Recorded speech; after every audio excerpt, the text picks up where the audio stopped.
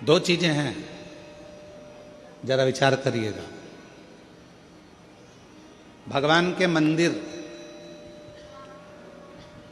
शंकर भगवान के मंदिर में लोग जल चढ़ाने के लिए जाते हैं।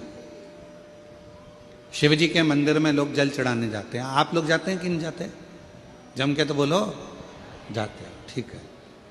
शिव जी के मंदिर में यदि आप जल चढ़ाने के लिए जाते हो और आपने अगर शिव महापुराण की कथा को सुन रखा है, तो कथा में बारंबार आपको सुनने को मिलता है कि ये शिवलिंग शिव है, ये जलाधारी माँ पार्वती जी का हस्त कमल है, ये सामने से जो जल बहता है, राइट में गणेश है, लेफ्ट में कार्तिकेय हैं, बीच में अशोक सुंदरी है। शिव जी के ऊपर जो बूंद बूंद पानी टपक रहा है वो शिव जी की 5 लड़कियां जया, विषहरा, शामली बारी, दौतली, देव है।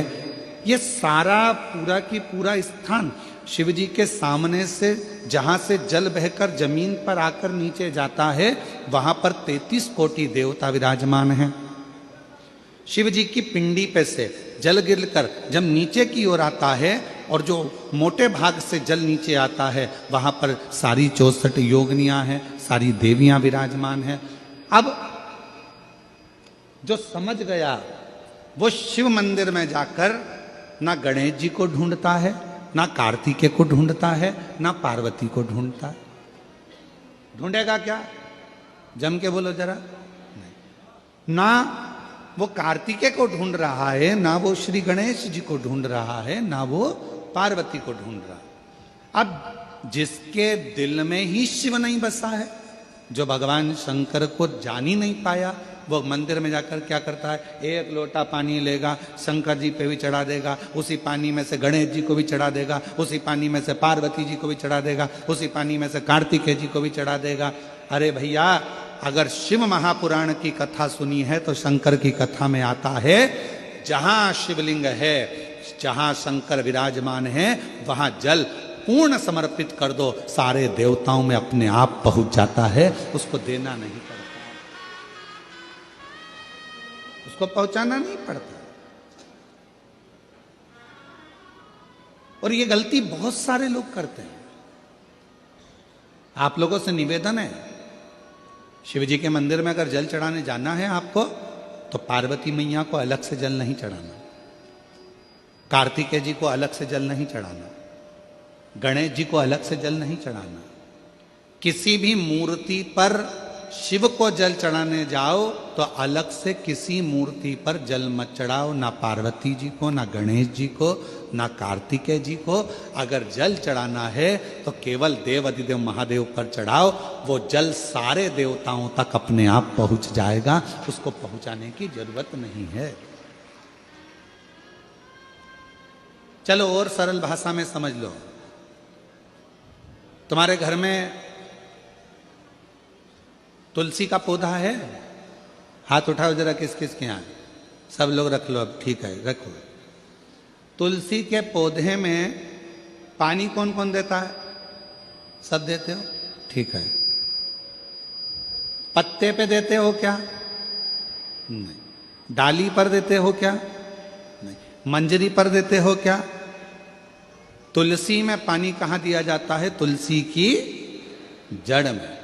जड़ में पानी दे दिया तो वो तुलसी के पत्ते पत्ते में पानी पहुंच जाता है, मंजरी में पानी पहुंच जाता है, वृक्ष की जड़ में पानी दे दिया तो वो पानी सब दूर फल में, फूल में, डाली में, पत्ती में, सब जगह पर वो पानी पहुंच जाता है। उसी तरह जैसे जल जड़ में दिया जाता है, पानी जड़ में दिया जाता है, तो वो सब जगह पहुंच जाता है। उसी तरह शिव मंदिर में केवल शंकर भगवान पर जल चढ़ाया जाता है तो वो सब देवताओं तक पहुंच जाता है, सब देवताओं तक।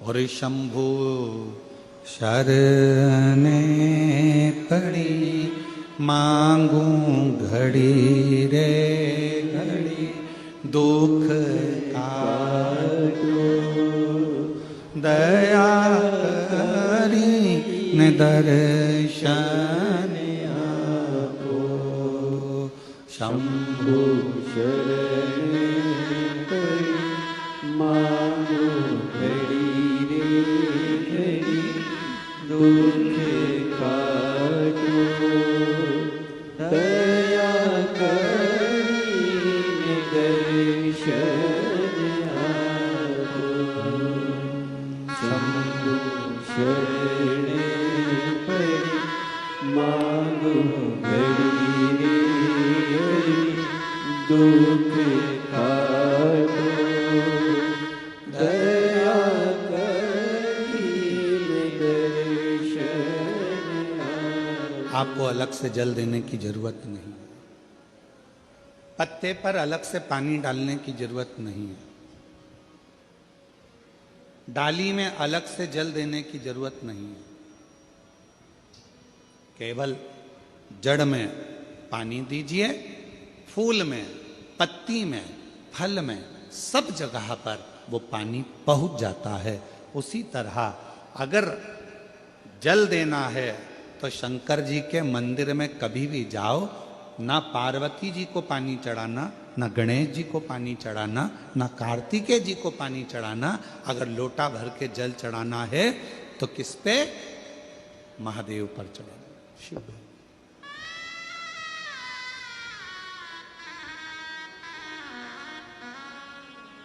गलती तो नहीं करोगे? बोलो तो जम के। कहां जल चढ़ाओगे?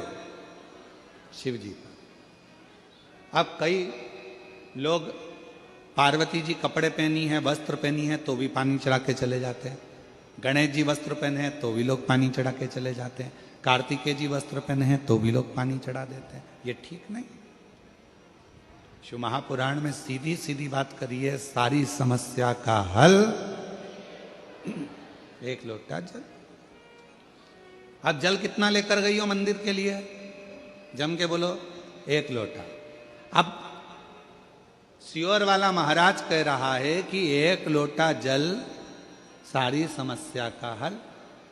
तुम जल चढ़ाते चढ़ाते इतने दिन हो गए, तुम्हारी समस्या का हल क्यों नहीं हुआ? क्यों? क्योंकि तुम पूरा एक लोटा जल शिव जी को दे ही नहीं पा रही हो।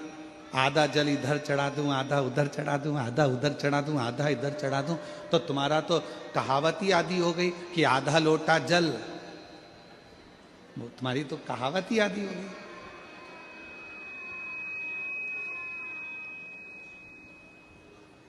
पूरा एक लोटा चढ़ा? अरे बोलो तो जम के। नहीं चढ़ा, नहीं चढ़ा। इधर पार्वती जी को चढ़ा दिया, गणेश जी को चढ़ा दिया, कार्तिकेय को चढ़ा दिया, और फिर शिव जी को जल चढ़ा रही है। या शंकर जी को चढ़ाने के बाद थोड़ा सा बचा कर इधर भी चढ़ा दूं, उधर भी चढ़ा दूं, उधर भी चढ़ा दूं, मन में रख लिया बचा कर। पशुपति व्रत की महत्वता में स्वयं शिव महापुराण में पाशुपत्य अस्त्र, पाशुपत व्रत और पाशुपत योग, तीन चीजों में पशुपति व्रत की महत्वता में यहां तक कहा है कि तुम पशुपति व्रत के लिए अगर कोई मीठा बना रही हो, प्रसाद बना रही हो, तो वो प्रसाद जितना बनाया है वो पूरा की पूरा लेकर मंदिर जाना पड़ता है। बोलो सही है कि गलत है? कढ़ैया में, भगोनी में जितना प्रसाद, हलवा बनाया, खीर बनाई, जितनी बनाई है सब लेकर जाओ, छोड़कर नहीं जा सकते। अगर आधा प्रसाद कढ़ैया में छोड़ दिया और आधा लेकर गए हो तो प्रसाद के दो हिस्से हो गए। भगवान पशुपति व्रत को स्वीकार नहीं करेगा, वो स्वीकार नहीं है। बनाओ उतना जितना मंदिर में लेकर जाना है, बनाओ उतना जितना परमात्मा के दरवाजे पर लेकर जाना है। अब हमने क्या करा, बना थोड़ा ज्यादा लिया, आधा रख दिया घर वालों के लिए, बच्चे खा लेंगे इसमें से, पति को दे दूंगी इसमें से, और आधा प्रसाद ले गई मंदिर, मंदिर में ले जाके 3 हिस्से कर दिए। अब विचार करना, मंदिर में ले जाने से पहले प्रसाद के 2 हिस्से हो गए, आधा तो तूने घर में छोड़ दिया, आधा मंदिर में लेकर चली गई, फिर वहां पर जाकर 3 हिस्से हो गए, तो कुल मिला के हो गए 5 हिस्से। तो मतलब ही क्या हुआ फिर उस प्रसाद? और फिर क्या कर रही है, मैंने 4 बार पशुपति व्रत करा गुरुजी, पर ना जाने क्या ऐसा योग बना कि भगवान मेरी सुनता ही नहीं है, भगवान मेरी सुनता ही नहीं है। कैसे नहीं सुने?